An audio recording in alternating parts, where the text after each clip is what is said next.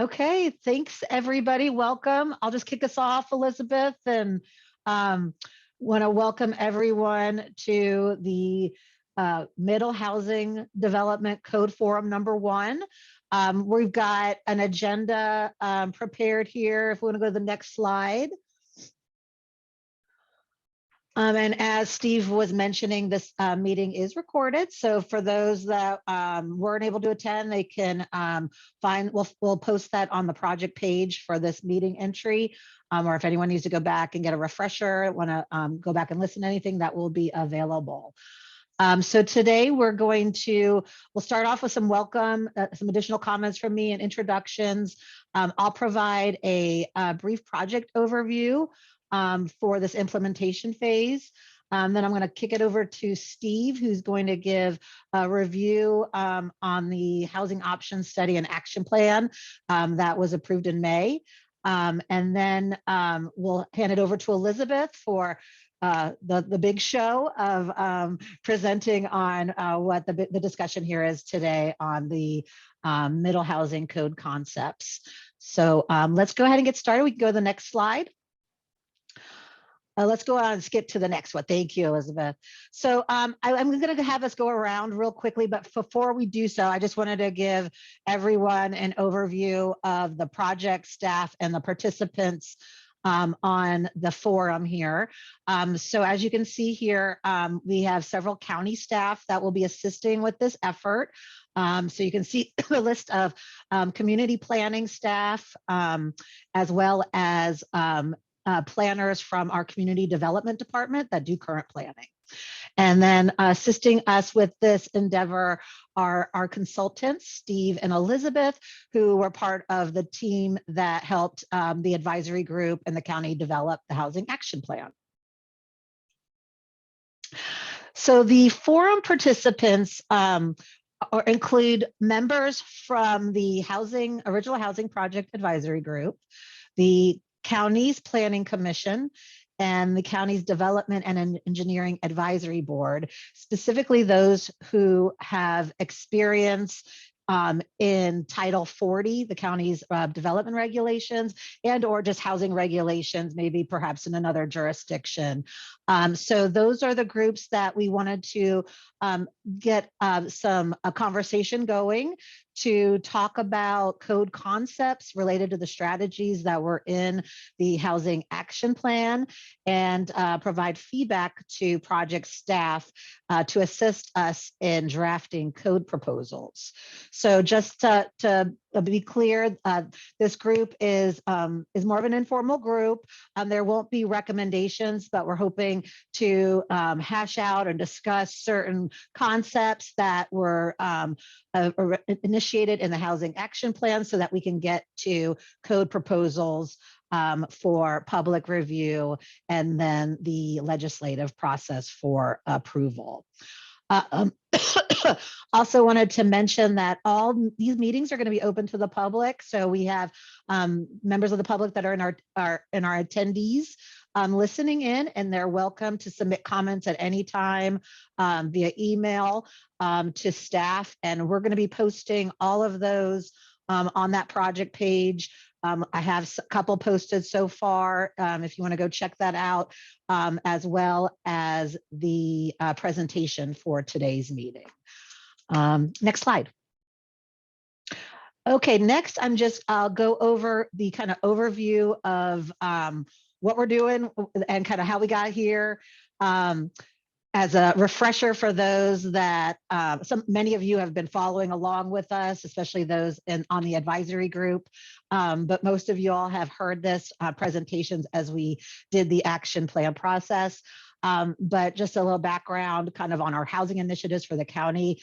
We began kind of focusing on some changes to code in 2018 when council made amendments to the county's regulations related to ADUs, cottage housing, and manufactured housing. They wanted to continue with those initiatives to provide more housing options in Clark County in the unincorporated area, the urban area.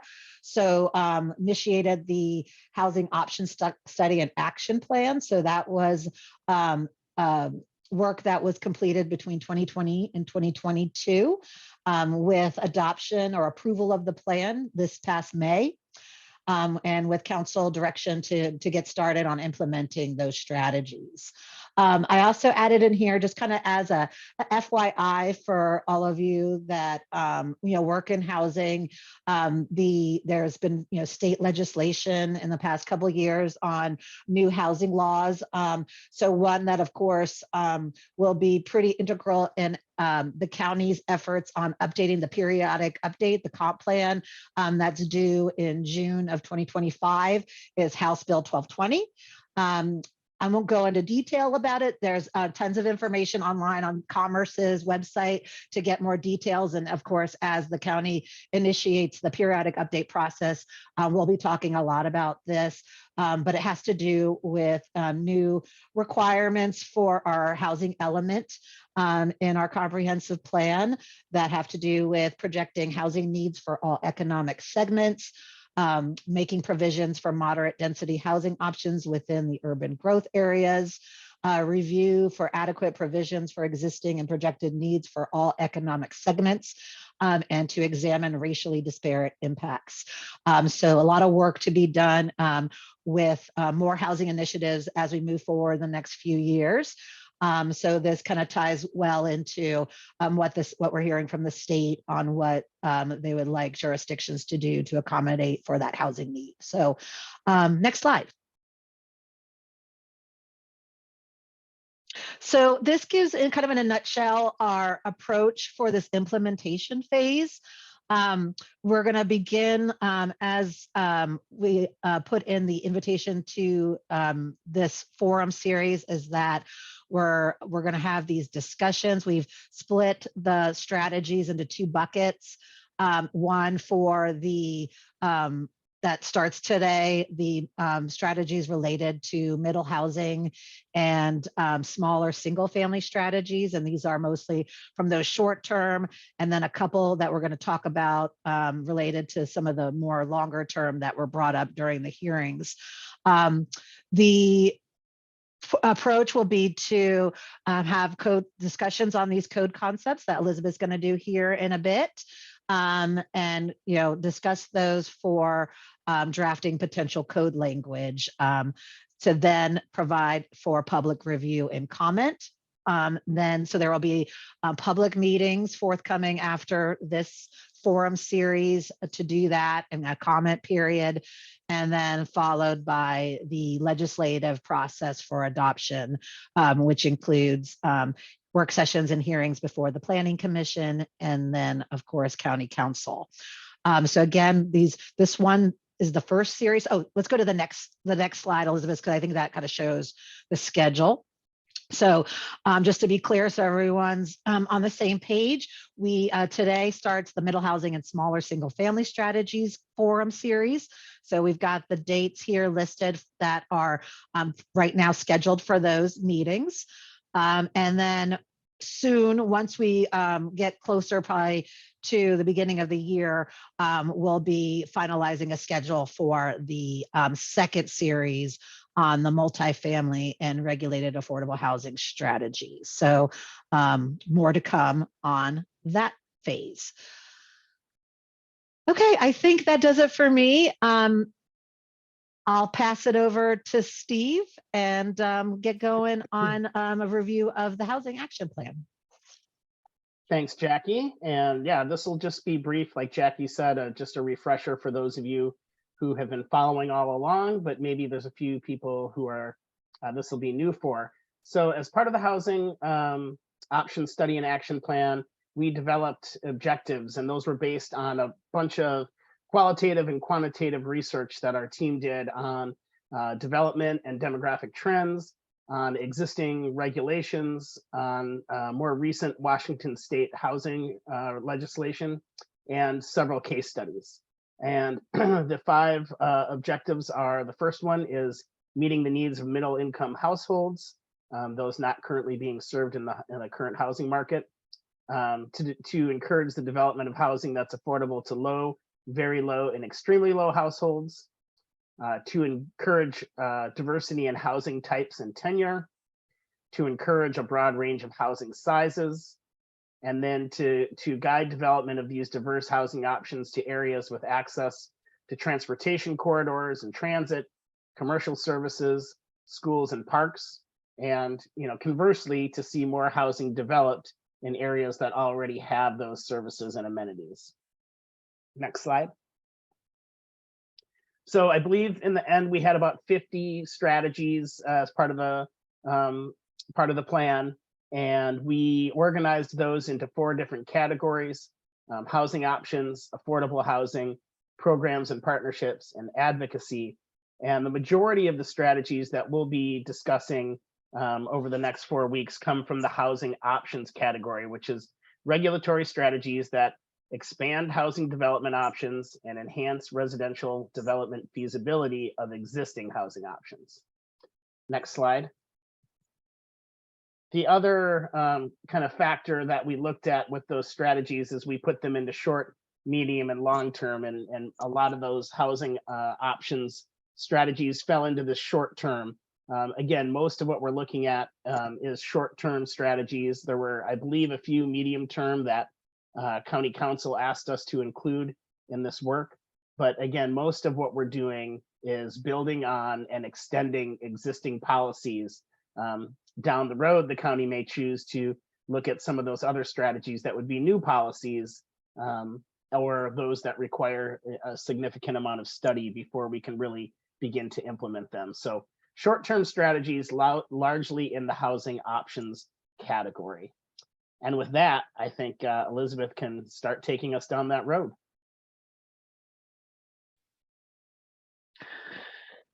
Hey, Steve and Elizabeth, I forgot to go around the room and have everyone introduce themselves.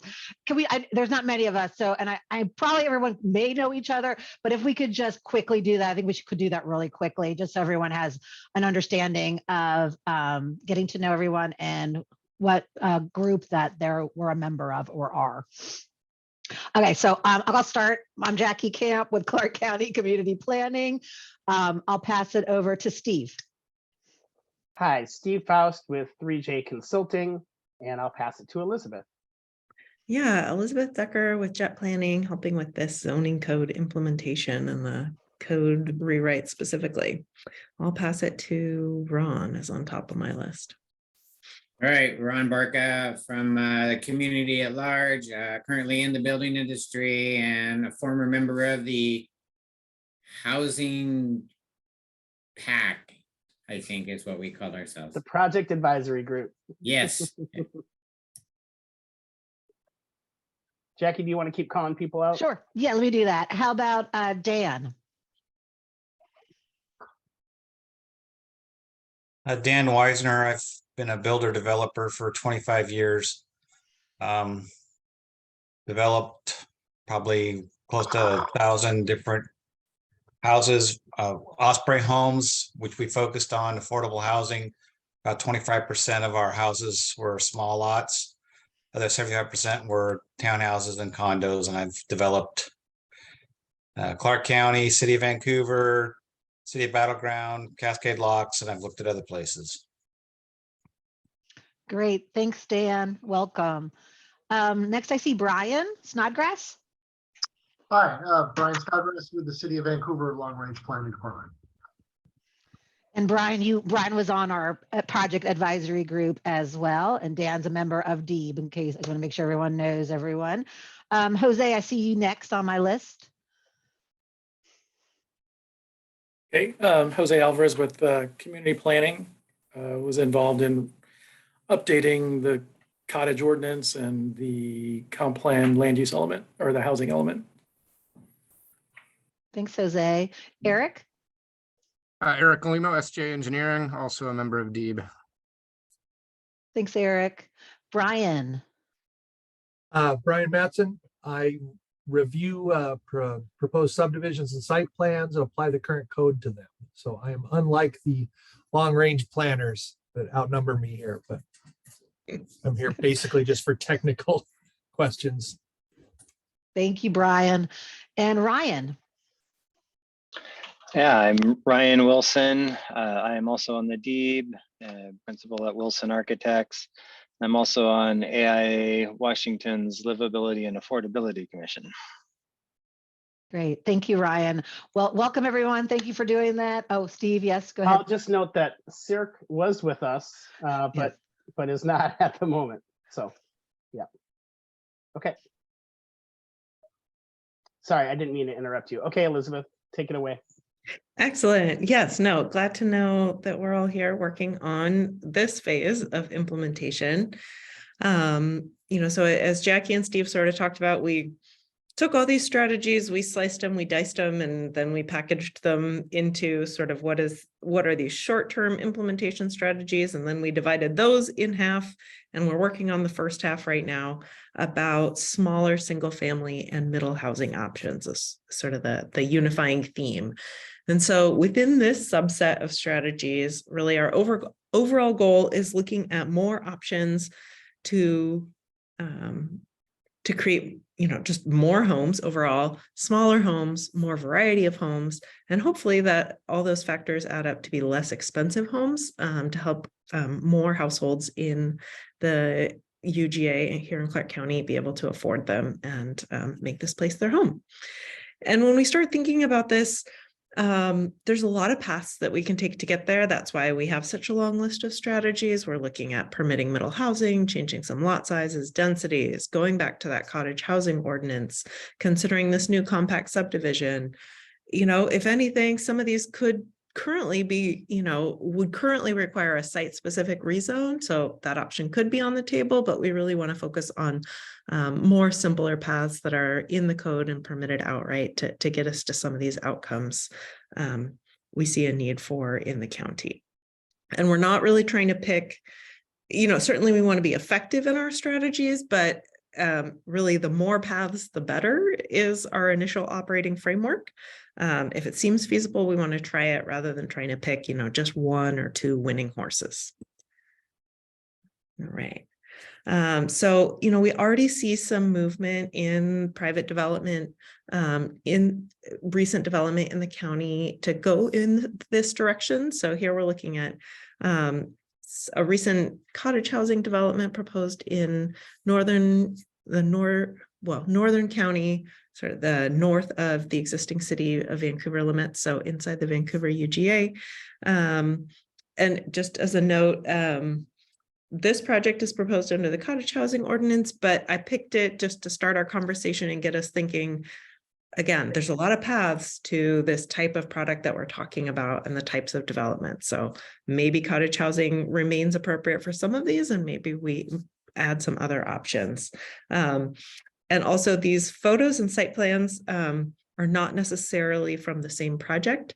They're more just representative of what could be built, because this project, the site plan is only in the proposal stage right now. But this example was able to get 47 detached home lots, about 3,000 square feet average each. Another recent example, same part of the county, also used the cottage housing ordinance to get even a little smaller, about 2,200 to 2,400 square feet for each of the lots. So we're definitely seeing some interest in this scale of development. But by definition, what we haven't seen yet is the variety that could be built if we expanded, and added more housing paths. So could that be more sixplexes or fourplexes on individual lots? Could it be more of a cluster? This example in the lower left, is actually a proposal before the county. I have to make the lights turn back on here. There we go. Darn motion sensors, but a way to preserve the existing house and cluster some new smaller homes around it. So really, we don't know what we don't have yet, right? We have some guesses what we would like to see, but we're going to have to open up some more pathways to get there. And as where we're framing these different paths and what could work for what opportunities, it was helpful for me, and I hope it's helpful to set the stage for all of us, that these different scales are going to require, some different types of tools. So we can sort of break it down into, thinking about individual lots. Those might be as large as 20,000 square feet in the lowest density zone, but are typically going to be a little smaller than that. And that's really that classic infill scenario that a lot of people are talking about with middle housing, that one existing lot could, instead of being a single family home, could get rebuilt with a duplex or a quadplex. However, that, is a really modest scope. I'd say cities that are experimenting with this have seen pretty, incremental change as a result. I was just checking on the city of Minneapolis that was, grabbed a lot of headlines for permitting duplexes and triplexes across the city.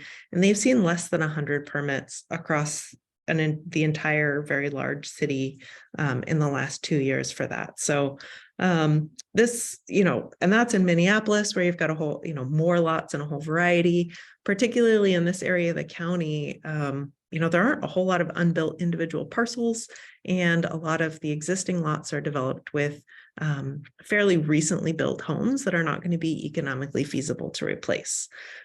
So this is probably, one of the less likely types of development that we'll see. So when we're developing our tools, keep that in mind. Where we are initially seeing some action is in these, what I've termed small lots of, say a ½ acre to 3 acres, but that's a loose characterization. We're doing some mapping in partnership with the GIS department to get a better sense of where these opportunities are. But these really are, an opportunity where instead of single family detached large lots, we could see development of, 20, 30, 40 new middle housing units there. And so there's a little bit more likelihood of this happening, is my armchair hypothesis. So thinking about how some tools could be adapted for those scenarios. And then you've got sort of the large lot scenarios. If you can find a larger parcel that is prime for development, these are really opportunities that could be more traditional single family detached, could be some new middle housing, could be a whole mix. And again, that mapping is going to help us know sort of where our opportunities might be within our study area. And then before we dive into the individual concepts, I did want to, take a moment to note up front this term compatibility. No doubt it's going to come up today. I mean, we've already talked about it, and I think it snuck into the memo a few times, even though I tried to be really thoughtful about its use. So I just want to challenge us as a group to continue to be more expansive about what we mean by compatible, as well as more specific about our use. If we're talking about some strategies and there's a broad compatibility concern you might have, name it. But the more detail you can give about what the potential compatibility issue is, I think that'll help us tailor our concepts and our code to better address those needs. Just, keeping in mind, by definition, we are trying to do things that are not currently permitted, right? If we continue to develop in ways that are identical to existing development, we're not going to see any different results. I think, there's that famous quote, or just that we all know about, leading to insanity. So when we start thinking about expanding options, but maintaining some coherent neighborhood feel, just a couple things that we might be thinking about when we're thinking of compatibility. Is it about whether it's in residential use? Is it in whether it's in single family residential use? Is it about the scale of the buildings or the scale of the lots, the number of units that are within an individual structure? Is it about the architectural style? What are the factors here that we need to, that come up for people, both for you as well as for the public or elected officials that we might anticipate? All these photos are from my neighborhood, which is in Sellwood in Southeast Portland. And I just want to say right up front, I understand this is not the same context as our study area. But it was just a provocative experience for me to think about how, what we really mean when we talk about single family, because here in the upper right, we've got these are new single family, very large modern style units. We've got some newer townhouses that maybe use more traditional architecture, an older 100-year-old home in the bottom left there, a new detached quadplex in the bottom right. And so, can these be compatible? What could Clark County look like within our study area if we started thinking about a mix of these types? And what strategies do we need to make that successful so that we can really think about expanding housing options? Okay, so let's get into the different code concepts. And I hope you enjoyed reading the memo. Really light background, bedtime reading. And my hope today, the way that we've structured this presentation, is to sort of go through the concept. I'll give you a little bit of background. I pulled some of the relevant details from the memo into the slides. And then we're going to go concept by concept and have an opportunity to talk about some of the discussion questions or other questions that you have about each concept, sort of as we go along. So this won't just be me talking, we'll have a little bit more dynamic back and forth. But before we start to set the stage, I know you all are here because you have expertise in Title 40, but just a quick refresher, right, on our different zones and what we can do with them. We've got our low density zones that are the R1 zones and our medium density zones that are the R zones. There's also the OR office residential zones. Those are very rarely used, but they are paired with the medium. They have equivalent medium density zones. So at this time, we're proposing to any changes to the medium density will be reflected in the OR zone as well, just for consistency. But the other reason I wanted to pull this up is just to highlight and keep our focus on the two right-hand columns, the total area zoned, where you can see that the most prevalent zones in the county are the R110, the R17.5, and the R16 zones. And savvy readers will realize these numbers don't add up to 100, and that has to do with other non-residential zones that we simplified and took out of this table. That's not to say that we can't focus on other zones, but just, keep in mind, those are some real opportunities. And then in terms of buildable land, right, this is a different, these numbers total differently, as Jose wanted me to be sure to point out. But of the residential buildable land, 84% of the opportunities are in that urban low density zone. So I think that just helps us stay focused that we really do have some opportunities here in those R1 zones. We have additional opportunities in the urban medium zones, but just that, for maximum impact, we probably want to look at all the zones and particularly target some of these R1 zones. And I would have a question for Jose, because I understand that the majority of the buildable lands is stuck right now in the R120 and R110. Is that correct, Jose? I'd have to look at that. I'm not sure what the breakout of that is, but I can get that information. Yeah, that would be really interesting to see. I don't know. I didn't have that level of detail on the residential buildable lands. So, Eric, do you remember? I don't right off, but that there's percentages on here, so I'm not sure exactly what area you're talking about. Well, yeah, I didn't. Go ahead, Jose. So the model generally doesn't break it down by zoning. It's a larger category of urban medium. Well, it's urban low and urban high. Mm-hmm. And the urban high includes both urban medium zone and urban high zones. So, but the vast majority is the urban low. So the R15 through R120 is where most of the land is. Yeah, and I don't know if this is some of the thinking behind your comments, Dan, but just to keep in mind that the focus of these initial short-term strategies are making do with the zones as they are on the map, and that there are additional, I forget if they're medium or long-term strategies about looking at rezoning. And so, if we do some further work and are able to bring those numbers back about if a lot of that buildable land is in the R120 or R110 zones, as opposed to, some other more dense zones, that could, you know, be really informative for some additional strategies as we move forward with implementation.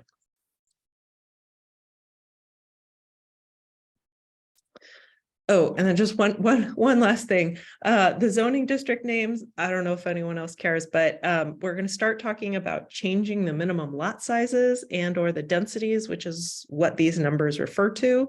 But our initial direction is we will not be changing the names of the zoning districts. So it could continue ostensibly potentially to be the R16 zone, which currently means 6,000 square foot minimum lot size, but it could have a different minimum lot size. So that might be a little confusing in the interim, but that was the direction, to keep the names the same for the time being.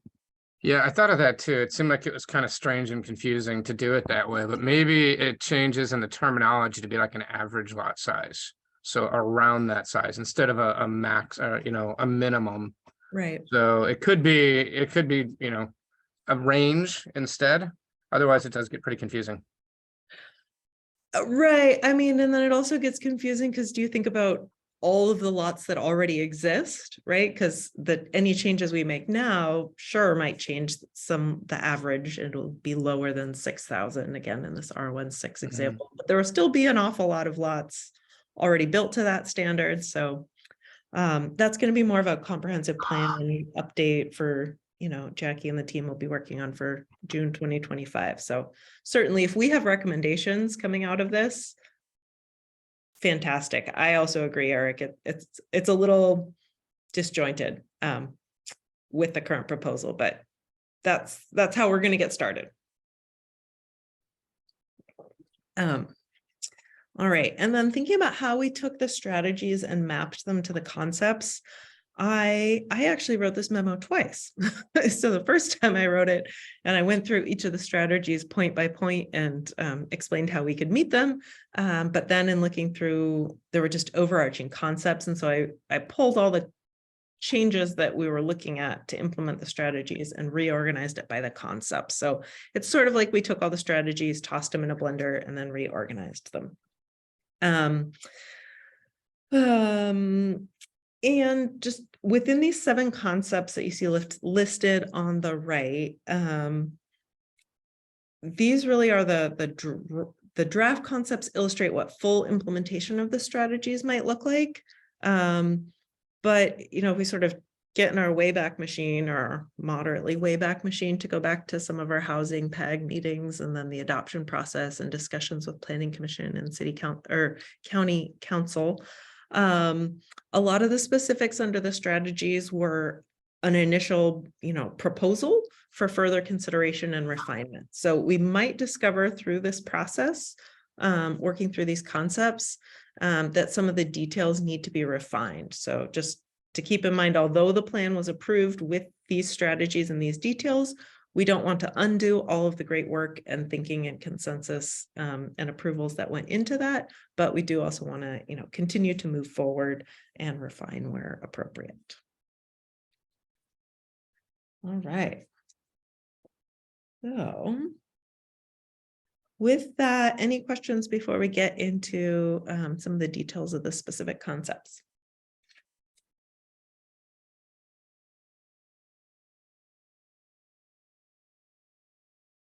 Oh, and I'll just say, I can't see all of your faces the way that I'm sharing my screen right now. So feel free to jump in rather than raising your hands.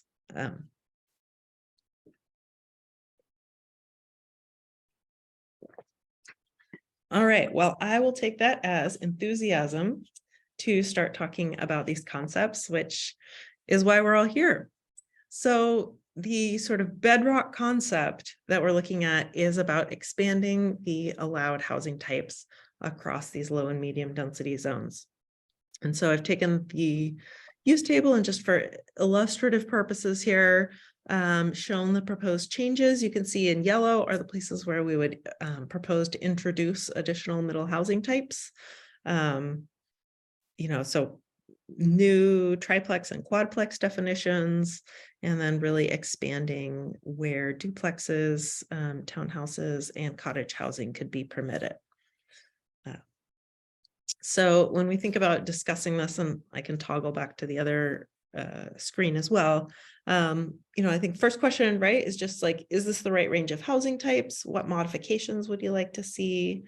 And then within those R1 zones, thinking about whether they should have sort of a similar treatment, or if there are certain zones like the R120 or the R110, where different types, may be less applicable if you want more of a gradation across the zones. But yet also keeping in mind some equity considerations that, excluding middle housing from the lowest density zones can tend to perpetuate economic segregation. So maybe there are some opportunities just across the board, but also to a degree, and we don't have full data on this, like where the land is available. So perhaps the more zones, the better, or perhaps targeting on some of those ones with a greater amount of zoned capacity could be more effective. So I will turn it over to the group. Feedback on this range of housing types. This is Ron. I don't see why we would exclude the R120 from townhouses when we're including the thought process towards duplexes, triplexes, and quads. It seems like we've already bridged the gap on whether we're concerned about compatibility or not. And it would be pushing it into the aspect of whether you're at a quadplex or a townhouse development, you're pretty much getting into the same realm. Once again, without knowing how much of the land is genuinely available in the R120, this may be a big deal or it might not be a big deal at all, but I would just say either we should be having them all in there, or we would need to be talking about why we'd be excluding specific housing types from that one. Yeah, and we'll talk about this a little under the lot sizes. The reason that I crafted the initial proposal to exclude townhouses from R120 is on a 20,000 square foot lot. If we keep that, a quadplex, right, is going to be 4 units, about 5,000 square feet each. But 5,000 square feet for a townhouse lot, if it's at an equivalent intensity, didn't seem very feasible to develop a townhouse because that's just too much lot to cover and to attach a home.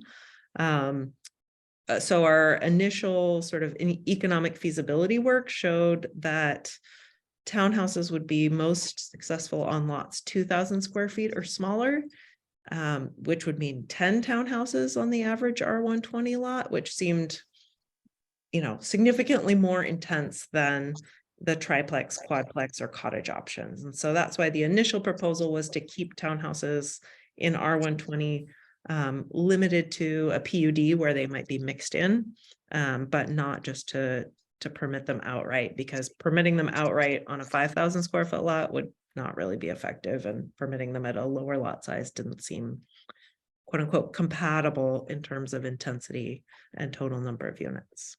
But this is why, yeah, more other thoughts on that issue or others? Yeah, one thing on townhouse versus a duplex, they're almost the same thing with different ownership and property structure. So you could build almost the same exact thing and you could call it a townhouse. Now, granted, the lot's going to be half the size. But one advantage to townhomes over duplexes is the ownership structure. Most of the time, townhouses are owned by the occupant, where most times duplex, triplex, quadplexes, those are rental properties. So you're not giving that same equity and opportunity for home ownership and building of generational wealth as you would with some of those other products. So if there's a way we could figure out how to do it. Now, looking at this though, I don't know that you're gonna see, I don't know that like even these duplex, triplex, quadplexes are really that appropriate in R110, R120. I would agree with you, Eric. When you get into the R110, R120, I know the city of Vancouver on their infill development, they look at, what is the height of the houses on the street, on the infill land that you're developing. And if it's, if it's more than 50% single story, you have to build single stories now. You know, they've changed that code, and I would like to ask Brian, you know, what's kind of success they've seen with that? What kind of pushback did they have from the neighbors that basically implemented that code change?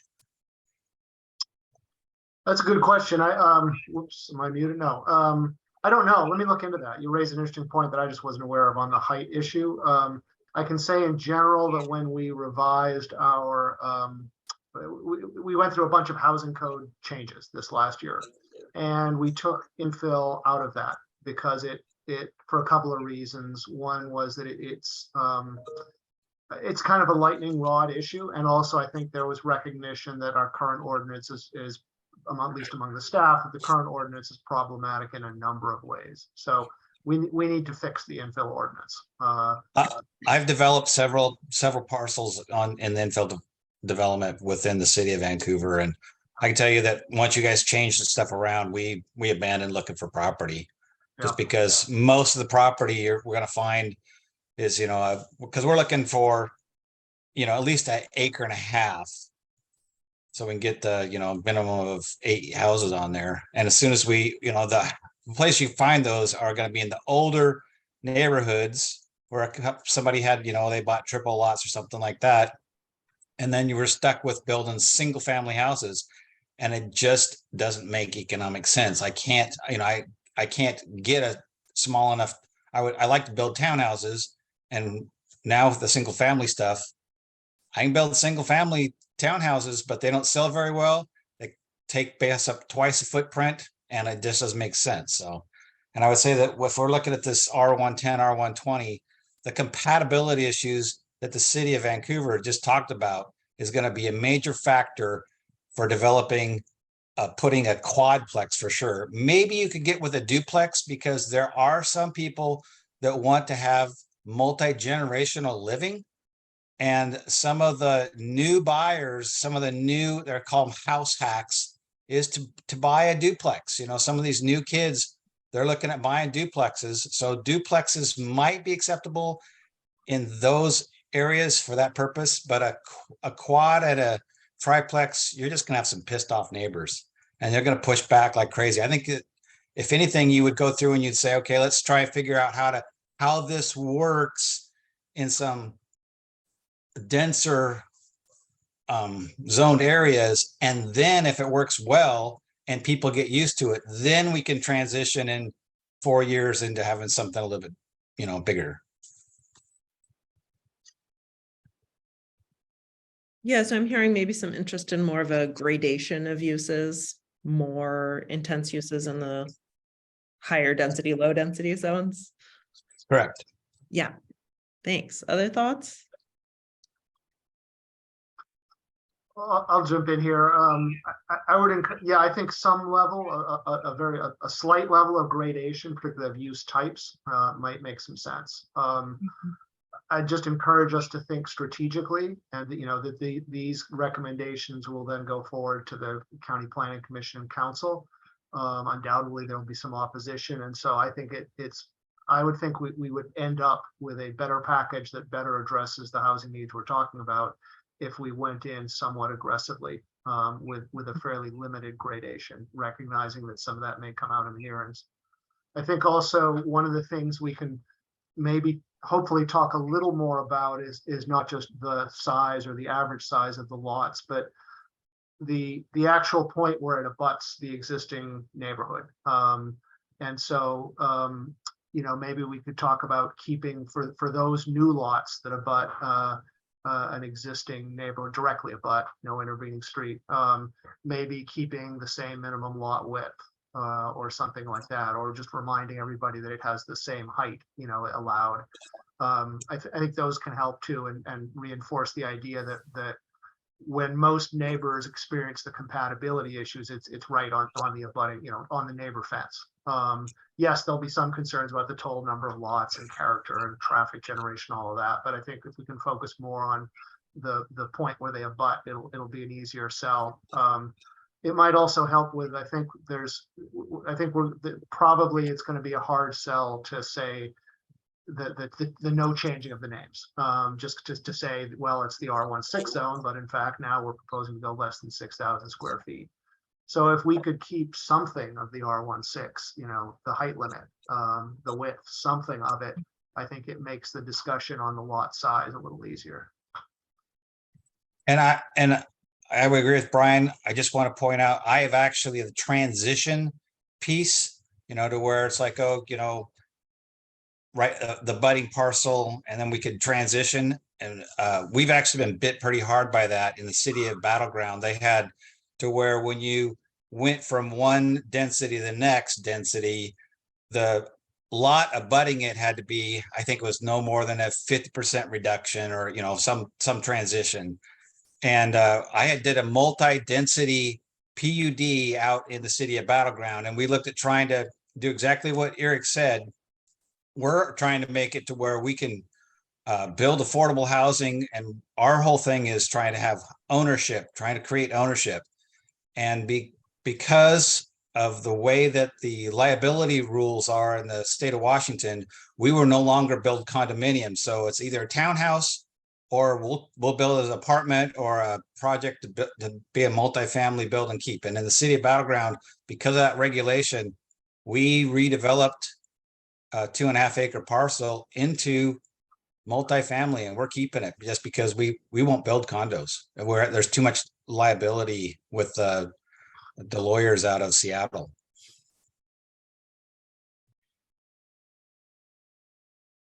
Yeah, that makes a lot of sense.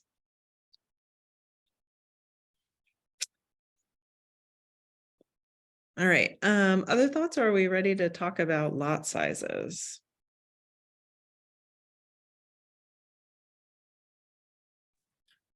Let's do lot sizes. Let's do it. Okay. So, you know, welcome to this confusing potential universe where the names of the zones might not match the minimum lot size, but could retain some other, you know, key characteristics of those zones. You know, so as you look across, you know, same color coding scheme here, where the yellow denotes some changes being proposed.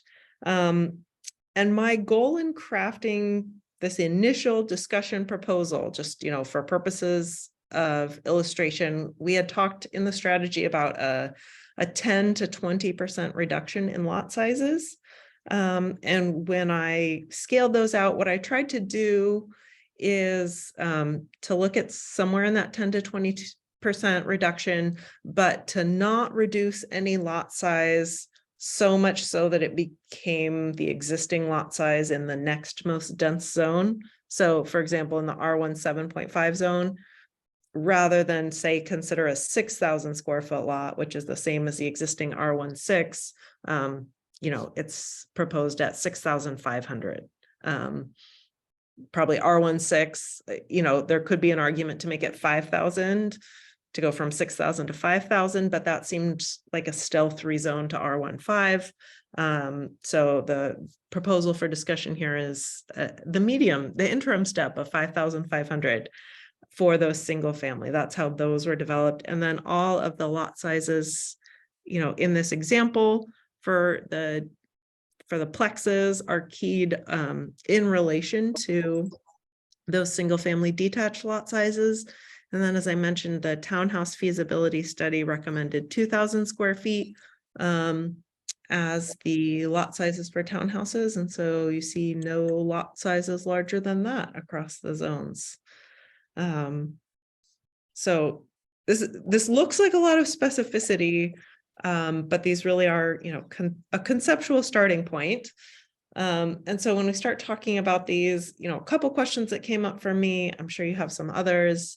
Do these single family detached lot sizes seem like, you know, a balance here of meaningfully increasing the efficiency of how many homes can be developed? Keeping in mind, these are just what's permitted outright, not what could be permitted through additional strategies like the compact subdivision or cottages or a PUD that we're going to talk about later. These are just the baseline. You'll see, you know, similar to our discussion just now about uses in the R120, I had a hard time coming up with what would be a meaningful change to the R120 lot size. you know, 10% to 18,000 square feet or 20% to 16,000 square feet. Those are still really large lots. And I wasn't sure if that really made any significant difference. So would love to hear your thoughts on that. And then also thinking about those townhouse minimum lot sizes. You know, is 2,000 across the board appropriate? Is it too aggressive?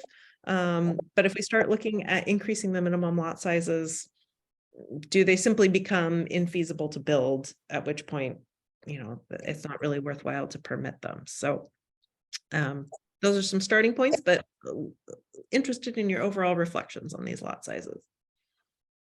I have a clarification question. Will somebody remind me, are these lot sizes for each specific lot, or is it an average of a development? They, in the R1 zones, they're averages, and in the medium density R and OR, they're absolute minimums. Okay, thank you.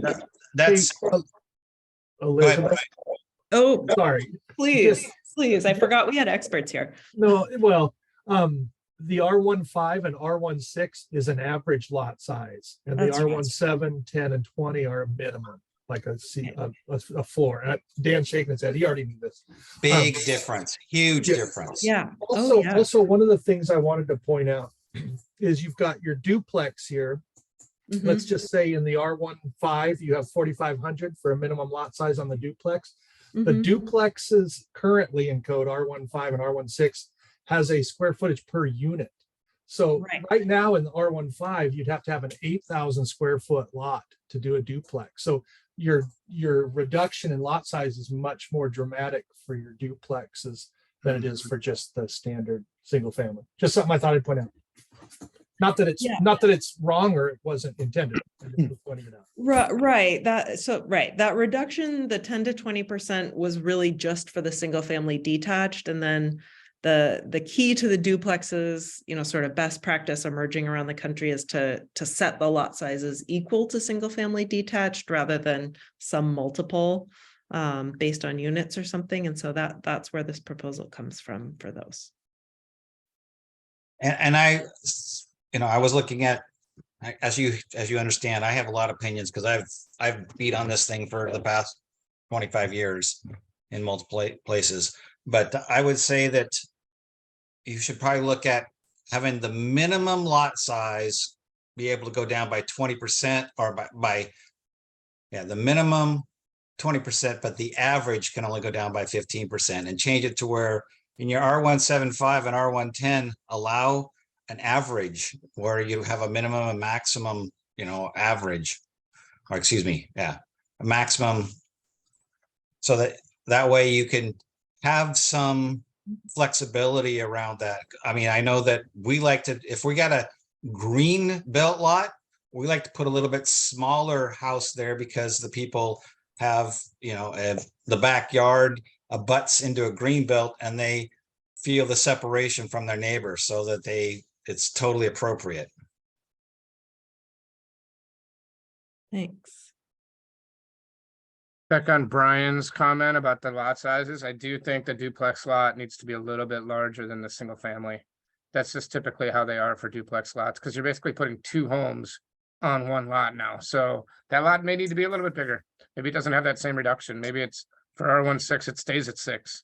And the other ones go up a little bit more. So I think it might help looking at some examples on what you'd expect to put on them, and then what size lot you need to put those types of homes on it. So, I mean, if you're looking at an average duplex and kind of your minimum building, and it looks like you have that with your 2,000 square feet, but a 20-foot wide unit is kind of, I think, a target.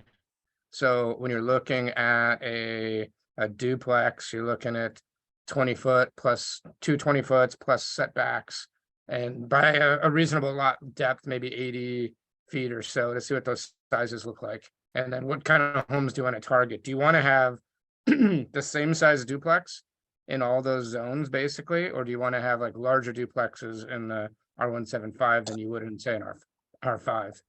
And with the merging market and with this house hack stuff, one of the things that we've looked at is putting a real single family house on one side of the duplex to where the owner can live there and then have, you know, a 1,400 square foot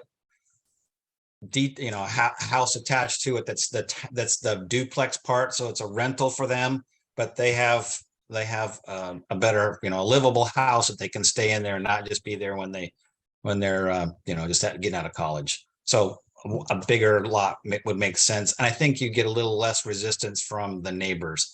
And the same, you know, as you get bigger and bigger on triplexes and quadplexes. And one of the things around the triplex and the quadplex right now, I think this is probably a different strategy that you'd have to look at, is that anything over a duplex is a site plan in the county.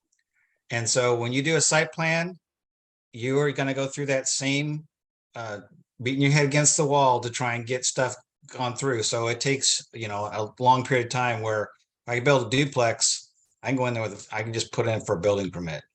That is a big deal. That Huge deal. well, that's an impediment. You will not do it if you have to go through a site plan. The cost we of do going it- through a site plan, 80 grand. Yep. Great. Yeah, we are definitely looking at procedural standards that Hey, get. Eric and Dan, we had a conversation among the land use group the other day, and we were talking about this very subject. I don't think that we may not be making you do that. I don't know if that's accurate. When you look at our site plan code, I don't think that we really have the right to force a site plan review for a triplex.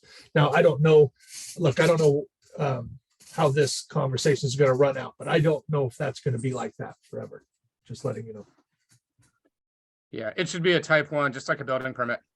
Like you should be able to build a duplex, triplex, quadplex on a single lot, just like you do a building permit. It shouldn't go into a multifamily. Otherwise, you're going through the same process as you would on a 100-unit apartment complex. And that is not the same.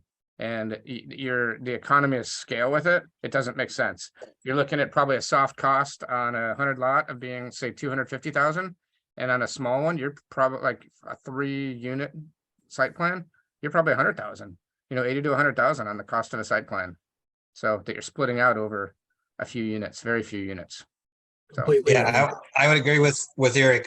When a couple of small, very, very small projects that I've done were to be able to buy a house for, you know, a family friend that couldn't afford anything and keep the house there.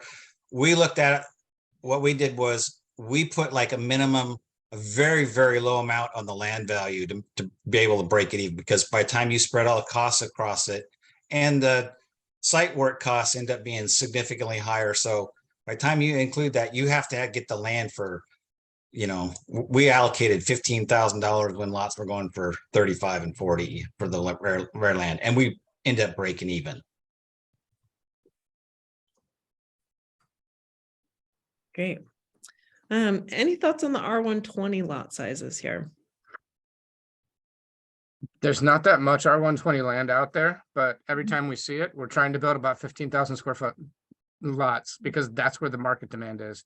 Something like 20,000, it's too high priced. You don't get the yield.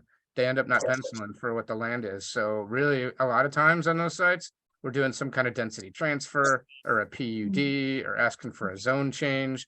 What they're really looking for is right around that 15,000 square foot lot. So that's where the market demand is. Now, is that really a middle housing or affordable? I mean, it makes it more with market demand, but it's almost outside of the scope of this study. It's not a middle housing, but you know, if we're changing the rest, now's the time to do it all. But I would say that's where the demand is.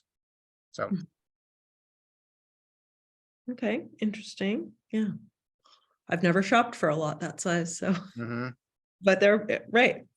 I agree with you, right? We're not proposing that those lots are going to be magically, you know, affordable or middle housing, but yeah, if we're looking across the board with the strategy, it does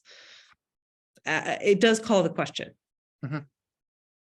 I think if we keep going back to the reason we're here, if there's something you can do with an R120 lot that says there is a way to develop it where the product ends up becoming middle housing or affordable, I think those are the proposals that we should be putting down. Whatever that means, even if it's in terms of unusual or unlikely compared to what Eric was talking about, market demand. I don't think we're here to enhance that the market demand is no longer called affordable for what we're looking at. So what can we do that just makes it possible, whether it's likely or not likely within the context of the market? That's what I'd be interested in hearing about. Mhm. Yeah, we don't want to eliminate a different whole market segment. And we always talk about variety of housing types. If we make all these too similar and you allow a duplex everywhere, you know, then all of a sudden we don't have that variety at the top end either, which I think we need as a community. It allows people to move up out of some of the other homes and make those products more affordable. Or the people who are shopping for that type of home, who we might want in our community, think doctors, lawyers, people like that, they might just move out of the area because they can't find a house in the area that they want. So we have to think about the unintended consequences of some of these and making sure that we still, you know, we hit the market segment. We have this missing middle, but we don't want to eliminate the top completely by trying to come up with the missing middle. So Eric, explain to me then, you're saying that by making it possible to develop middle housing in that way, it would naturally go that way. And then when people wanted to develop high-end housing, that inventory would be gone. Is that Yes. what you're saying? Yeah. So It becomes economics, and you do want to create in the comprehensive plan, you want to create a variety of housing types. You don't want it to be everything. You don't want it to all be tiny homes or small houses everywhere. But you look at the market segment, how many people can afford the smaller homes? It should be proportionate to that. But we shouldn't eliminate the opportunities for a 15,000 square foot lot that someone wants to build an estate on, and they're going to build it somewhere. If they don't build it here, we don't want our like talent, or, you know, like I use doctors and lawyers, but we don't want them moving out of the area. We don't want them moving to Hillsborough because they can't find the housing types that they want in Clark County. We want to keep that variety. So, And you also don't want them to be right out in the urban reserve, building on the 10 acre reserve parcels that they can afford, and they'll just build it because it's in close to town where they want where their schools are good. And then you end up taking that property out of future growth. So that's another consideration to reinforce what Eric said. I also want to touch on the townhouse. You Yeah, asked about the thanks. townhouse lot size.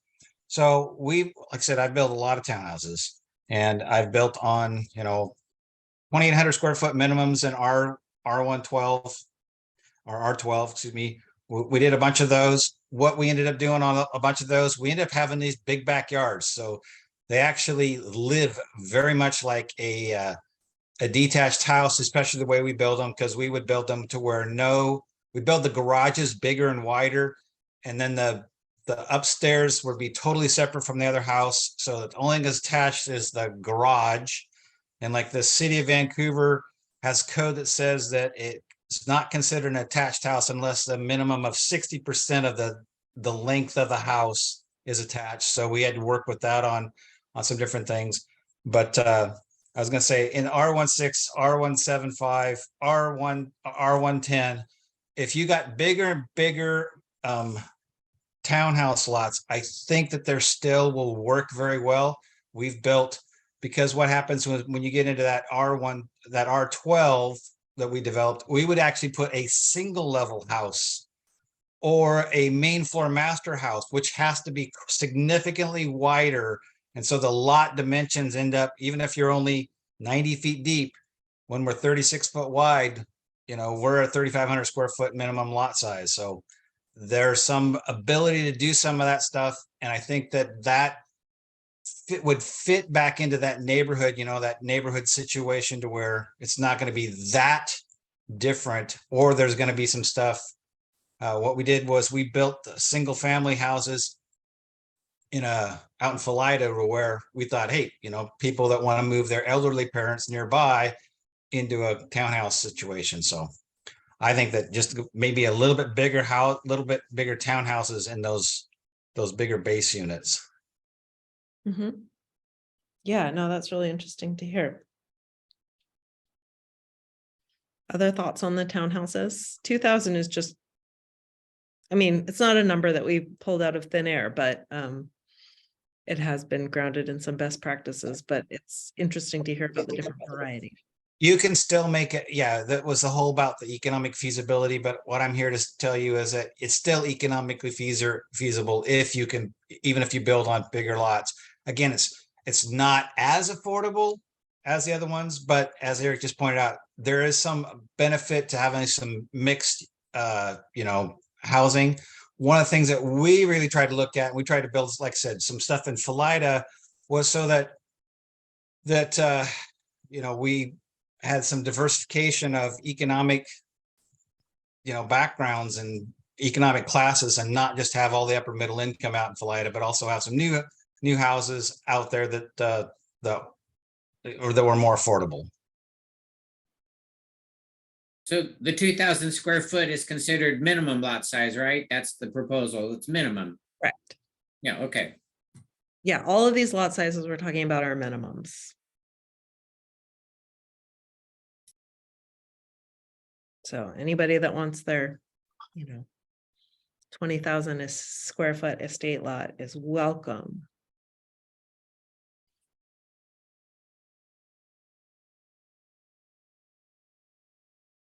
All right.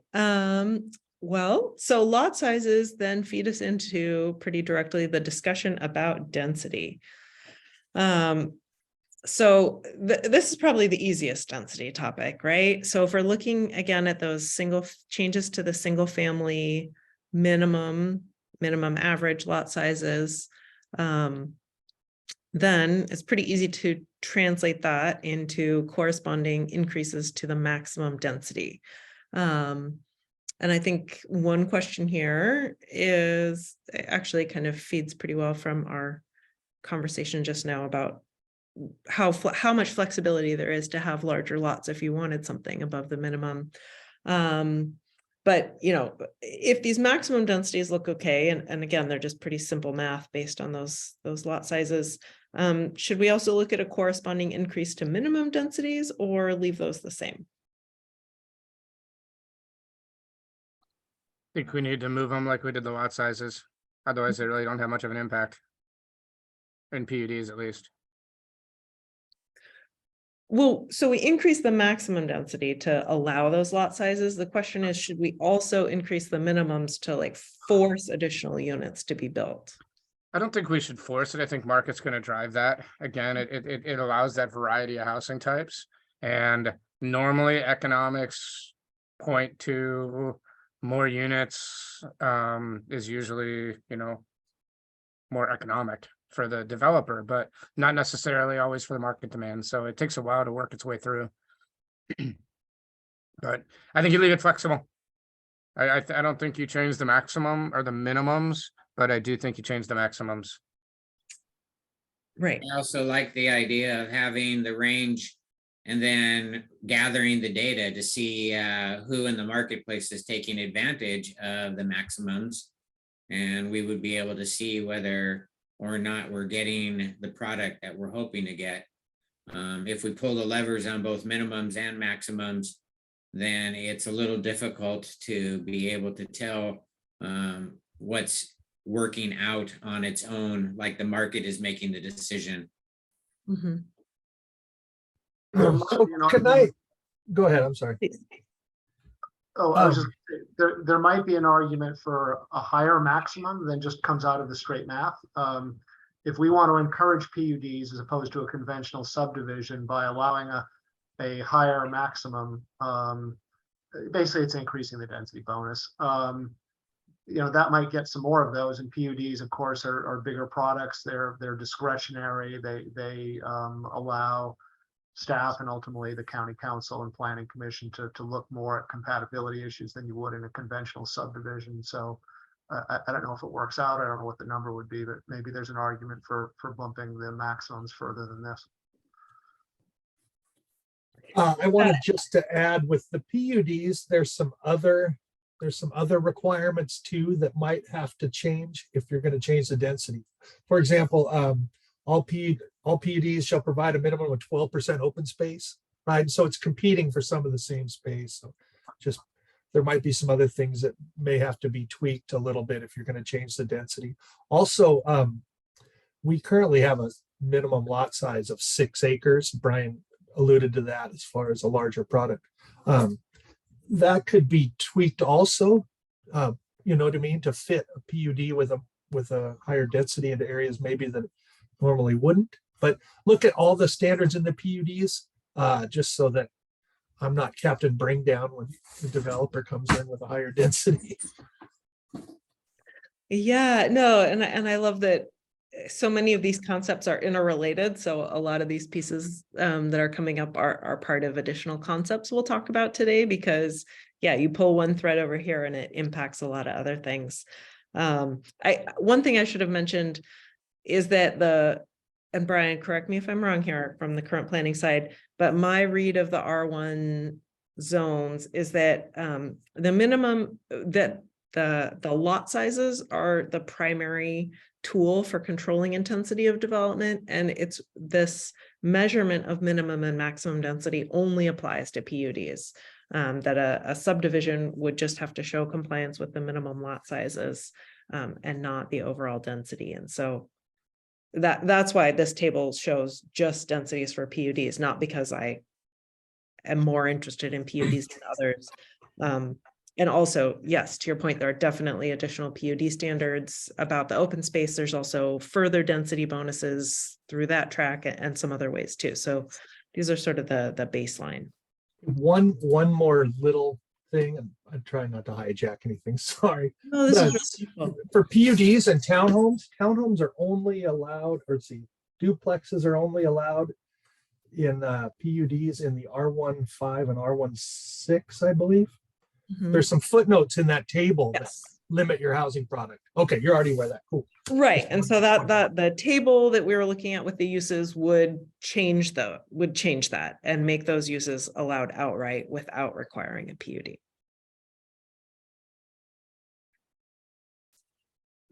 So yeah, these density standards have a fairly, in these single family R1 zones, the density standards themselves have a fairly limited application to just PUDs, is the way the code is currently applied. And otherwise minimum lot sizes would control. But what I'm hearing is some interest to, leave the minimum density where it is, assume that all other things being equal, generally there's more interest in maximizing density than minimizing it, but there is some flexibility and to continue monitoring as it goes forward. Does that sound like an accurate summary? I'd be interested in what the rest of the group thought about Brian Snodgrass's proposal to actually bump the maximum density up a bit even further to help differentiate. Eric gave a thumbs up. Daniel, what do you think? Yeah, it's a good point. Yeah, I agree with Brian's assessment that, a little higher density, just because there is, as Brian Mattson pointed out, there's some competing use for that land right now, so that you end up having a little bit of difficulty making it work sometimes.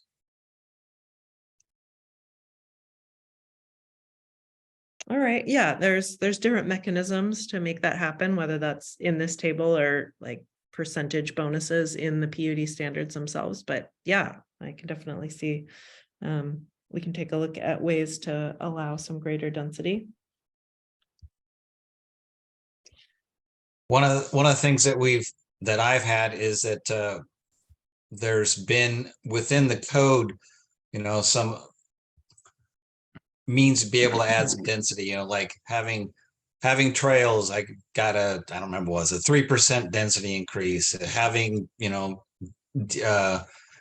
parking not associated directly with the house, there's all these little incentives that make the project a little bit more, that you can actually get a little more density too. So that's another way of looking at it.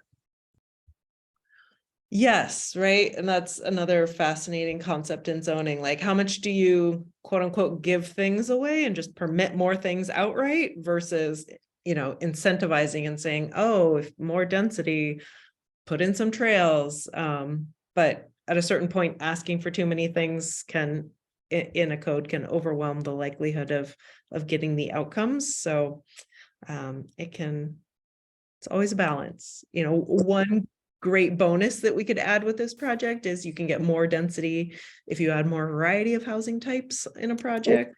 Would really align with some of our goals here. So we'll talk a little bit more about that later too. Okay, so let's move on to what to me is a more challenging set of concepts around maximum density for middle housing. So again, when we're just talking about single family detached, like on the previous slide, whether it's, for the most part, the minimum lot sizes are going to drive the density. We'll also look at whether there's some additional flexibility specific to PUDs. But when we start talking about middle housing in these R1 zones, we've got, some conceptual minimum lot sizes. We're going to look at, further refining those. But if we're trying to set a density range or maximum density specifically for these middle housing types, when we have things like duplexes or quadplexes that effectively double or quadruple the density, is it really effective? How do we set densities that fully allow the middle housing types we're talking about on the proposed minimum lot sizes and still have some like regulatory value, right? So that could look like potentially just using, going to what I like to call the post-density world, just letting minimum lot sizes control and having some provisions for averaging and whatnot. Or is it looking at, maximum densities that are specific to each middle housing type, but then considering what happens if you're mixing multiple types? How do you figure out the overall intensity or density of units in a project? So any thoughts here based on minimum lot sizes, some other density numbers, or a different strategy altogether?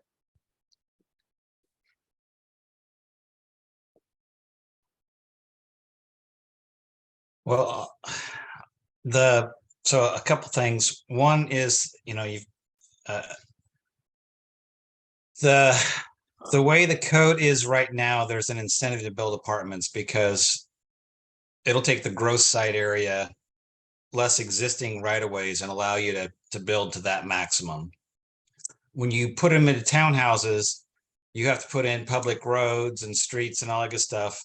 And you're right, the most of the time what happens is the minimum lot size drives it, and you don't get anywhere close to your maximum density because you take about, back of the envelope is any piece of land, I immediately multiply it by 70% because I figure I'm going to lose 30% minimum to, roads and road frontage and stormwater and that kind of stuff.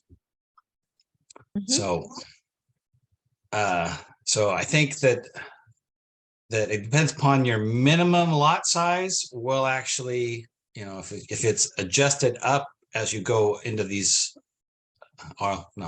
that's basically that R stuff. So minimum lot size will drive the subdivision PUDs. I would say that there probably needs to be some code change to allow the maximum density.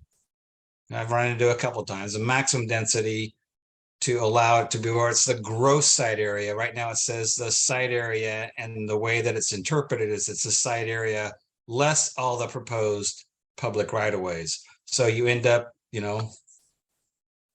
taking out 30%, and then you can meet a little bit smaller lot, but then you end up bumping up against the top. I've only done that a couple times, but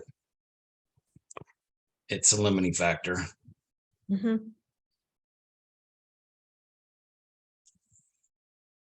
Sure.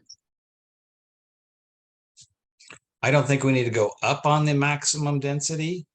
Mhm. Because again, most of the time your maximum density, that's going to be apartments. And my take on it is it's what Eric first said, I think that what we should be looking at is trying to figure out how to make this thing more affordable for home ownership, because that's the first step and the biggest step for most people into wealth creation and security. I mean, so.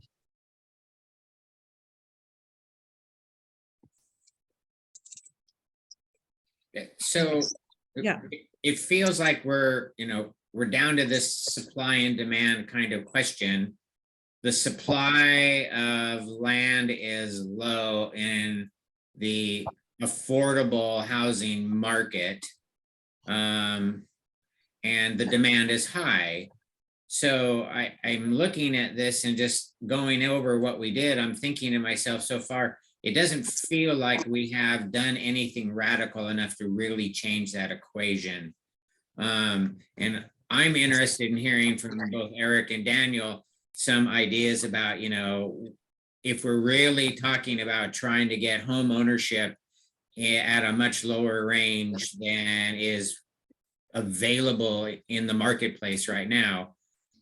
Let's talk about what do we got to do with this in front of us. I heard the idea that minimum lot size by itself may not be enough unless we change other code. I think this is a great time to start throwing out some of the code language that is really impacting you. I'd like to hear from you guys about that.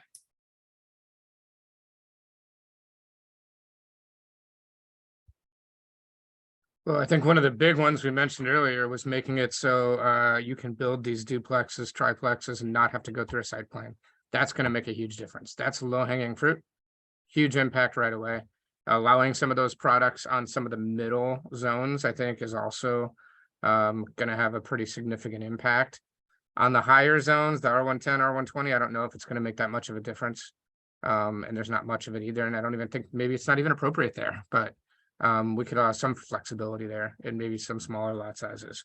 Let's see, we talked about, we haven't even gotten to a lot of these strategies yet, so I don't want to get ahead of it, but some of the things I've heard today, great suggestions, and Elizabeth's done a good job at laying them out. And I did read through all the materials in advance and some good questions. So want to make sure we get to all of them.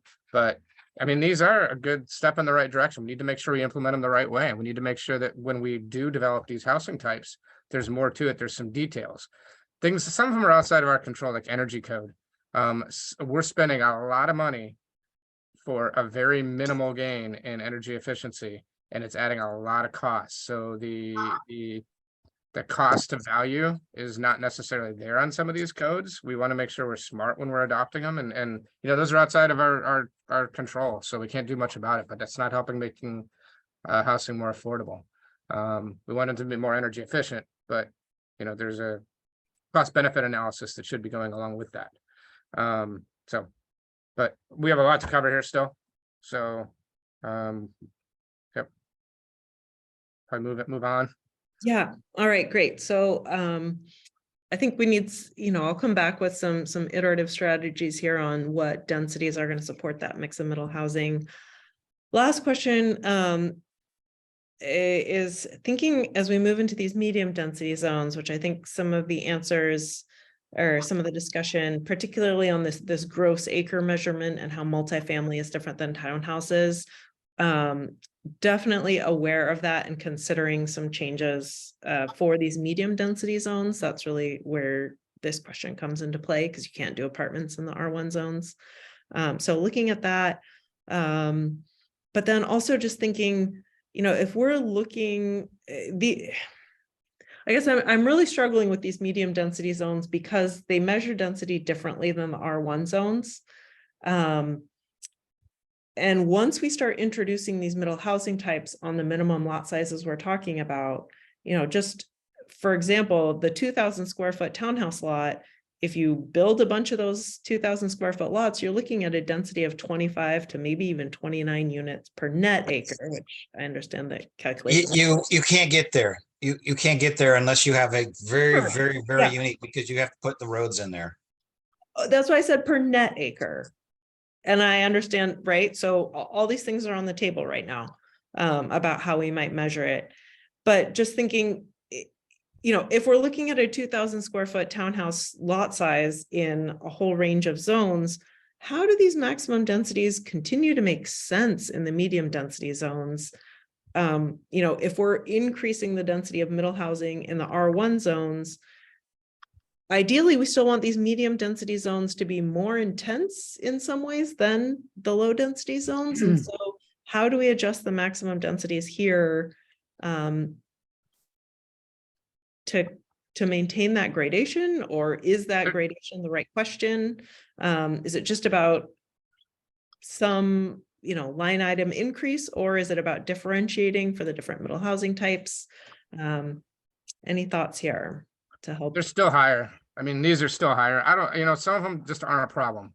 R12 and R18 are great zones for middle housing. The problem is we don't have enough of it. If I could find R12, that is R12, this 8 units per acre, 12 to 15 units per acre. That is the lot size you want for townhouses, for small, narrow, single family development. The problem is these zones are great. We don't have much of it. There's And hardly they're any of gobbled it. up, or they turn into apartments, and then it's not middle housing anymore. It's high density. So Unfortunately, right now, the economics are, there's such a demand for rental that building the townhouse or building apartment, the end game is about the same, Mhm. and it's significantly easier to build an apartment. And it's significantly easier to develop the land for apartment. So just and I've built a lot of townhouses, and I've only started building apartments in the last, 3 or 4 years. And it just comes down to where right now the economics are such that it's better to build apartments. does the way they measure the density and having to subtract out the public roads actually would, if we got to measure density more similar on a owner occupied product like townhomes, if it was more similar to multifamily, would that help? It definitely would help. So maybe that's something we should do. We should try, maybe we. But it's also, it's difficult to find that land, as Eric said, Yeah. and when you find it, you've got the apartment builders, their money comes down to where, they can build it at maximum density. And typically I look at, like, I can't get to maximum density. An R18 zone, I can build it. About the maximum I can get is about 14 units an acre. Really stuff it. Now I do build, we do build, typically our target lot is 25 wide, just because we're still automobile centric society, and I want a 2-car garage, and I still want a front entrance. So I have to have a 2-car, what's really kind of a 1.5-car garage and an entrance. So by the time I get that, I can't get to 18 units per acre. Daniel brings up a good point on the narrow lot standards for lots that are under a certain width. They require 2.5 spaces per unit. So he has to put in that garage to meet their parking without taking up, community parking somewhere else within the development. Right. And we, like I said, I've done a lot of townhouses, and I worked with the county on that narrow lot stuff. We always put in a two-car parking pad in the front, even if the garage is only, 1.5 cars, so that people can have 2 cars sitting in their driveway, or one car in the garage, 1 car in the driveway, and a spot for, a guest to come over. And because these developments, these townhouse developments, they just get so incredibly packed with, parking and cars and all this stuff that, you get garbage trucks weaving in and out, and fire trucks and having issues and stuff like that. So we've always tried to make sure that we get that, a 2.5 car parking is not a problem. We think that unless you are right next to some kind of bus station type situation, that there's just too many people that have 2 cars that, are for what right now is, our minimum townhouse in the county, I think the cheapest one I've seen is like 380. So used ones will go a little bit cheaper than that, but they're affordability is an issue. Okay, so it sounds like what I'm hearing is it's more about how density gets measured in these zones that we could do some refinements on. So we can bring that back. I love that we're previewing the parking conversation, so let's keep going so we can get there. I am aware time keeps moving forward in always.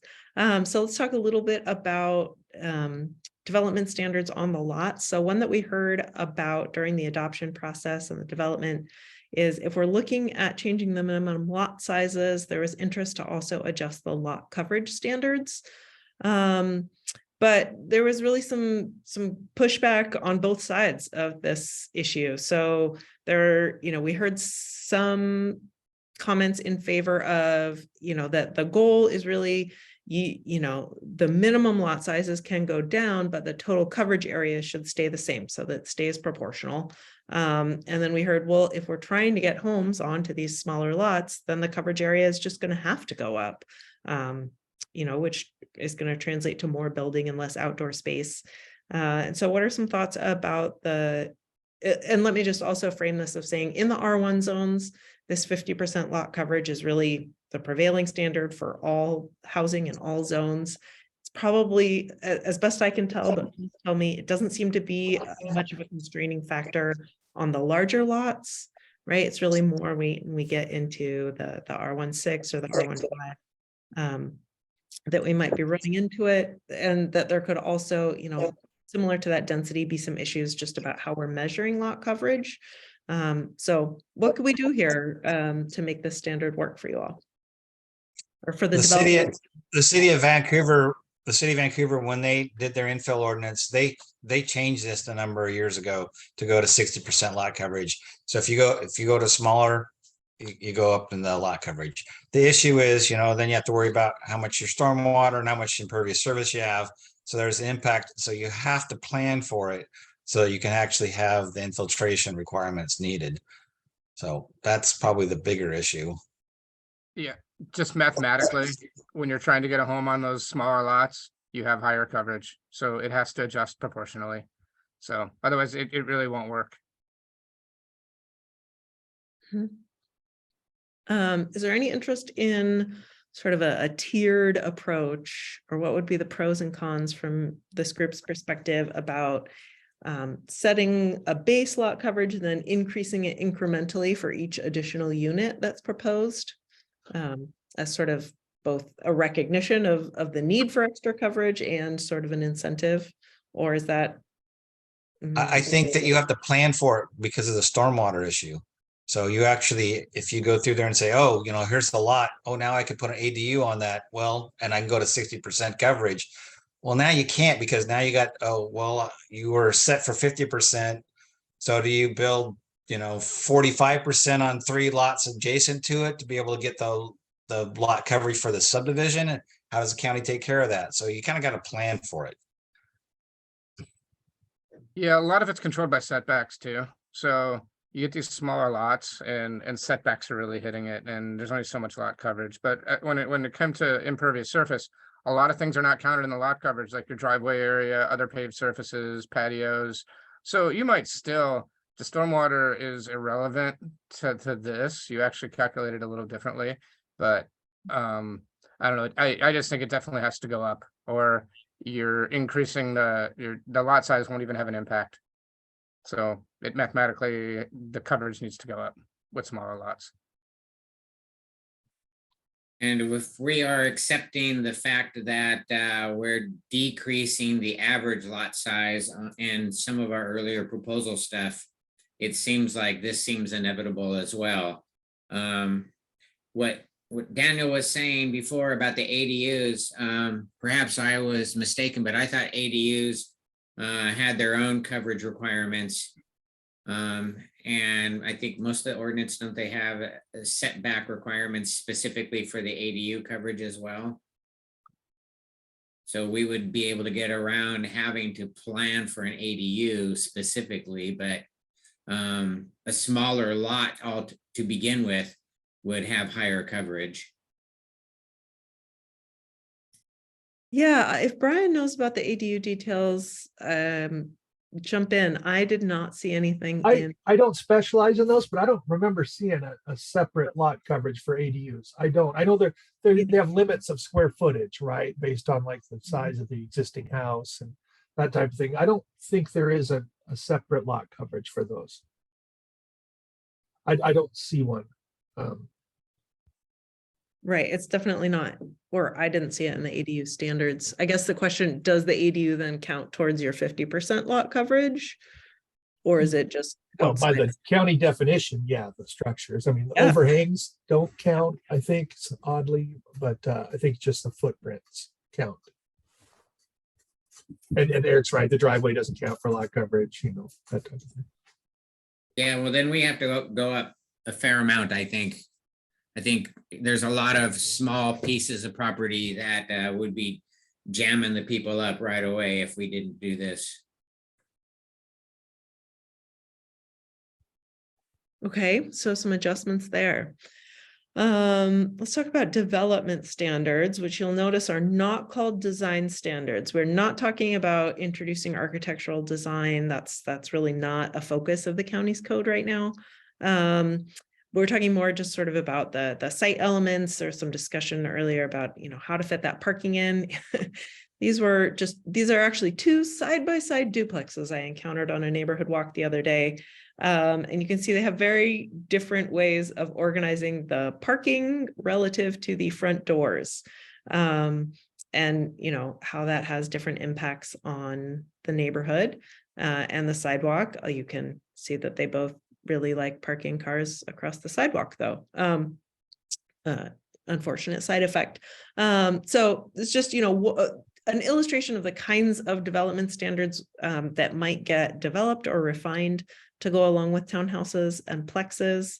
Some topics that have been identified are the entryway orientation, so that would help address this doorway issue, the garage and driveway coverage, whether there needs to be any more like window coverage.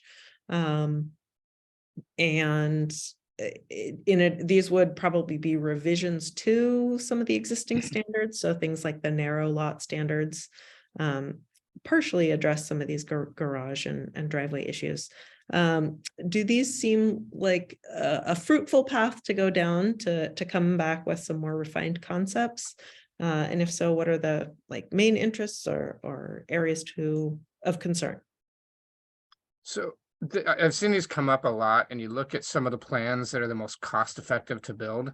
And you always hear this thing about you want the garage back from the front door or equal distance. It doesn't actually work that well in theory, because what you want is ideally you want like the second floor to almost be kind of square, and the square footage of a structure is normally controlled by 3 bedrooms, 2.5 bath. That's like your family home that the market really demands.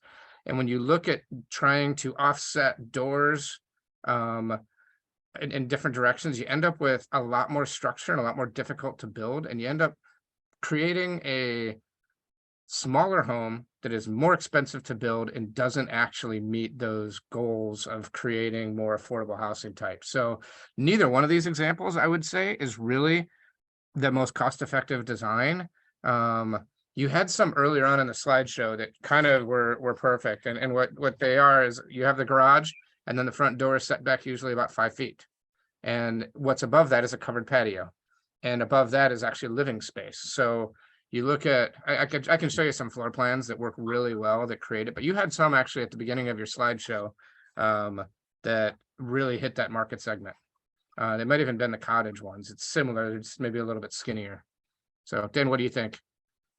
Well, I know that we've built out the city of Battleground with, I think they call it the legacy standards. We've looked at the Highway 99 standards for townhouses. And the more you try and tell me exactly what to do, the more that you get into, as Eric said, more costly design, or you end up with this, we hate single car garages, and this is exactly why we hate them. This is one of the reasons why we said, like the upper picture right there, we would have poured another patio and made it to where the driveway could come out there and scoop out there. So you have 2 cars park in the front there and have a single car garage. The other issues that what happens is when we start having more and more, architectural development standards, like, window coverage, driveway, blah, blah, that kind of stuff, is that you end up having you take away the creativity to try and meet something that meets the market better.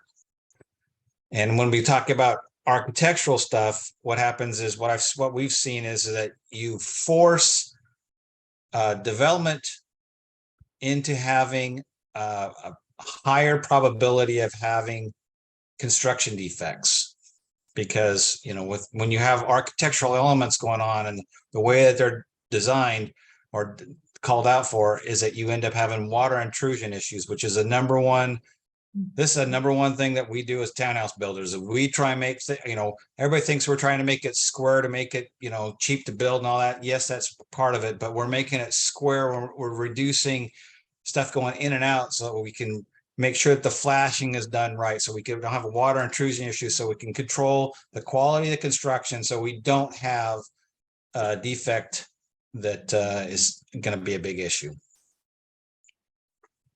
Yeah, I live in a townhouse project that had to be stripped down entirely and redone because of water intrusion.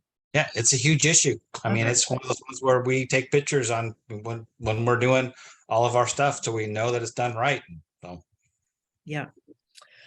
All right. So some cautions I'm hearing around this, for sure.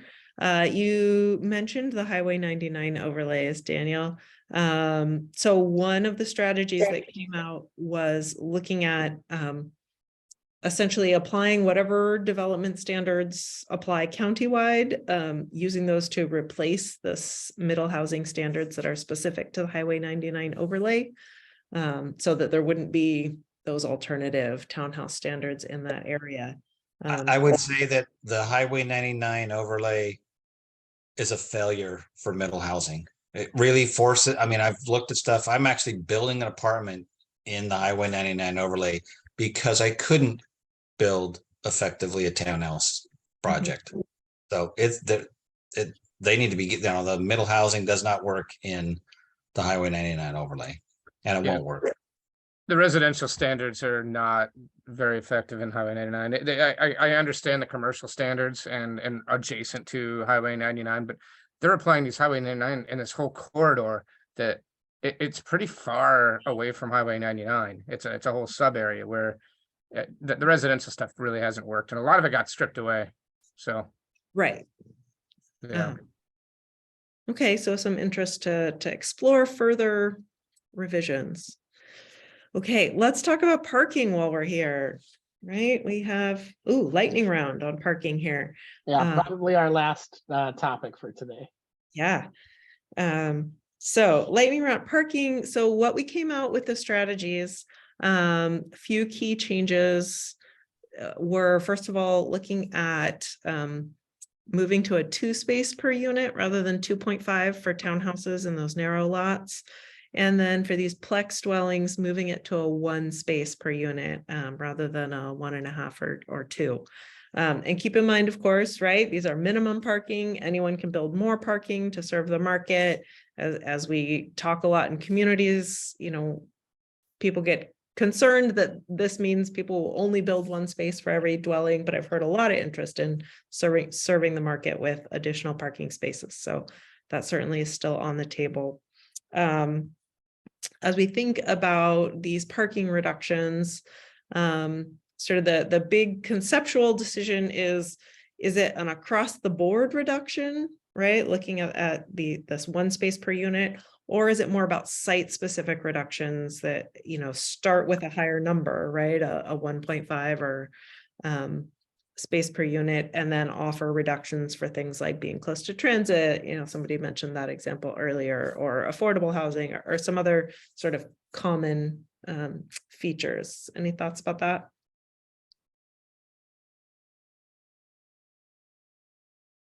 So I'll weigh in a little bit. Look, I'm not in love with cars either, but we use them, right? Okay. every time I've seen parking that has been provided at the bare minimum, people park all over the sidewalks. People don't. How many people use their garage for their cars? I'll bet you it's in the minority, right? You just can't force people to use their garages if they don't want to. And one of the biggest complaints I get from neighbors to developments is I'm never going to be able to park in front of my house again because apartments sometimes don't provide the parking. It just seems to be a source of constant friction. You've already heard my take on it. You know, I think going less than 2 is just going to be a recipe for frustration for the neighborhoods and just an ugly looking neighborhood that really, yeah, it's affordable housing, but you know, you have a societal cost of having just a cluster of cars, you know, it looks like crap and nobody wants to be part of that neighborhood. All right, so some concerns about neighborhood spillover. Yeah, and the fractional ones on a subdivision don't necessarily make sense. They make sense in apartments because it's an average. But when Yeah. you're looking at a single family home, I think, you know, it doesn't necessarily a 2.5, maybe a 2 is appropriate for townhouse or narrow homes. You know, 2 across the board on everything else. Quadplex, you know, when you get into some of those, you do have different types of products where it's maybe a single adult living there. So it's not necessarily, you know, the same for all of these, but it almost depends on the number of bedrooms and what the family makeup is really that's in there. If it's a 1 bedroom, there's probably not as much reason for 2 parking stalls, but maybe 1.5 for guests, and then you spread the extra ones out in the development. Yeah, you get too few, it's a problem. I Yeah, think to I would agree. Go ahead. Was that Ron? Yeah, just to go back to Eric's point earlier about the idea of duplexes and triplexes probably being more rental stock as opposed to home ownership. It does feel like to me that if we want to talk about affordable and people buying into these places as their own, a certain number of cars in round numbers is probably appropriate. So 2 as opposed to 2.5. When you're talking about the rental market and we're looking at, you know, multifamily dwellings and some of the higher density plexes, I think there's probably an appropriate place for those. And then it would be gauged on the idea of, is there going to be transit available? Is it walkable at all in those circumstances? Certainly with us looking specifically at this section of Clark County, it's not very walkable and transit is not great. Whole numbers until you get into multifamily definitely makes sense to me. Mhm. And all I would add, and this is without the benefit of you know, some of the development experience of several folks here talking, but those numbers seem kind of high, at least from a Vancouver perspective. And I understand we're talking about the VGA, not the city, but we reduced basically. I mean, some of it's state mandated. There's various state mandates that if you're near transit, if you're affordable housing, you're senior housing, that we had to make significant reductions. We didn't get a ton of pushback on those. That doesn't necessarily mean that we won't run into problems later, but we're not requiring more than 1 for anything pretty much anymore. So again, it's a different area, but I would caution on going too high, and anything 2 or close to it seems high, particularly since we're looking not just now, but how this will play out in the future.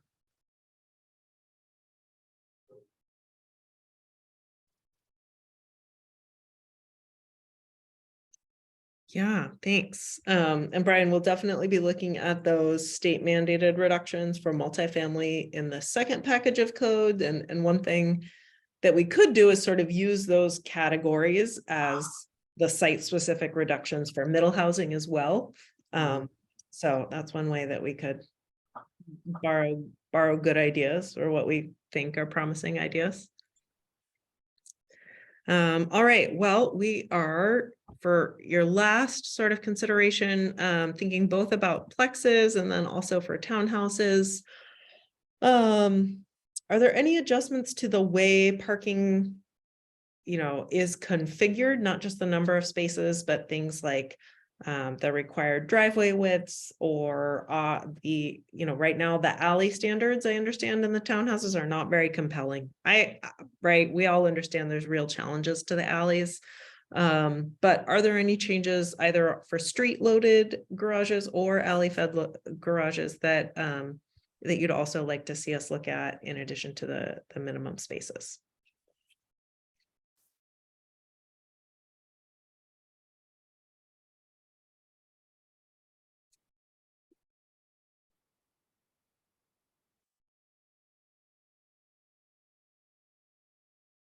I don't know that we can change too much, really. We talked about reducing the 2.5 to 2.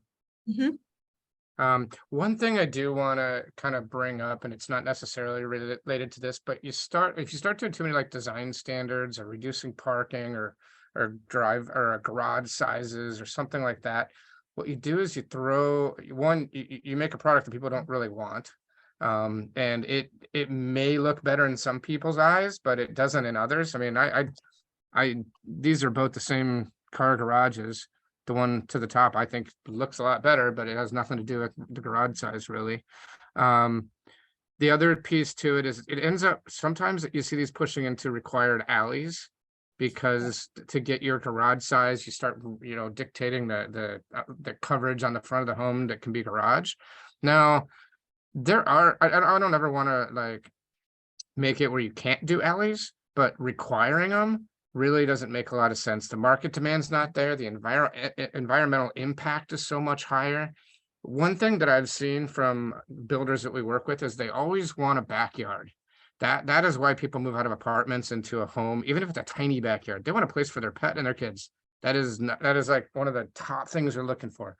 When you put an alley in, you get rid of the backyard, and you basically have a open front yard with no fence that your dog can't play in, and you then have another driveway in the back. So it's not really you have twice the amount or way more impervious surface. You have loss in developable land in the back because now you're double fronting every single home. So I just want to make sure that's out there, that, we don't want to prevent alleys, but we don't want to require them either. And sometimes you do that unnecessarily or unintentionally through some of these design standards. So Yeah, alleys are hard to make unless you have a big site, and we're doing, Yeah. you're going to be doing a lot of infill with, if you get all these codes through, you're going to have, these little, like I said, 3-5 acre parcels inside, and it's going to be very difficult to do alleys. Bob Borth, in the late 90s did a fantastic job, I thought, with he did an alley load project that actually had a backyard, and then a detached house. So he actually had this area, but he admitted that they cost at that time around 15% more to build than what we were building for. So he, it just comes down to where, there's some use for it. They sold them, but it costs more. Yep. Yeah, and to clarify, we're not looking, the current alley standards are not mandatory in the narrow lots. We just, noticing that they aren't very popular. Just if there's anything that we could refine to make it an option, not a mandatory option. Understanding all the challenges, not really a place to spend a ton of effort, but if there were refinements, now's our chance. I am going to hold our discussion on compact subdivision for next month, or for 2 weeks from now, which I think will really fit in well with our discussion on refinements to the cottage housing, just, to respect everyone's time tonight. We'll be talking about the cottages as well as a few changes to the ADUs. Those are the outstanding concepts. But also be thinking, are there any other ideas or questions we haven't addressed, or direction you want to provide? I guess we'll come back to that if anybody wants to stay on, but I'll just wrap up, you know, by 5 to say that we are looking forward to our next meeting in 2 weeks from today. Same time, same bat channel. And we'll have another memo on some of these concepts out for you a week from today, so that you can be thinking about that in advance of the meeting. Then we'll take a break while we draft some code, some initial proposals, and come back to review that on January 18th and February 1st. Will be our next meeting. So with that, thank you. Everyone that needs to end, happy to end the meeting, but if anyone wants to stay on for a few minutes and tell me anything that we haven't yet gotten to that you really want to be sure we include in a couple weeks, I am happy to hear it. And thank Thanks for you your for your time. Yeah, thanks for your time tonight, everyone. Thank you. All right, see you in a couple weeks. All right, thanks. Great, thanks, Ron. One, I guess, compliment, Elizabeth, the notes in advance were very helpful. So, All right, great. and you know, this has been the first meeting. I know we didn't cover as much as we wanted, but it's been pretty productive and pretty constructive too. So good job on the outline. Thanks. Yeah, I wanted to front load this discussion, knowing that we have the next one to spill over in. Cool. Yeah, Thank you. thanks, Mark. We'll see you later. Yeah, I appreciate all your Thanks, Eric. Yep. specifics. Thank you, Dan. Mhm.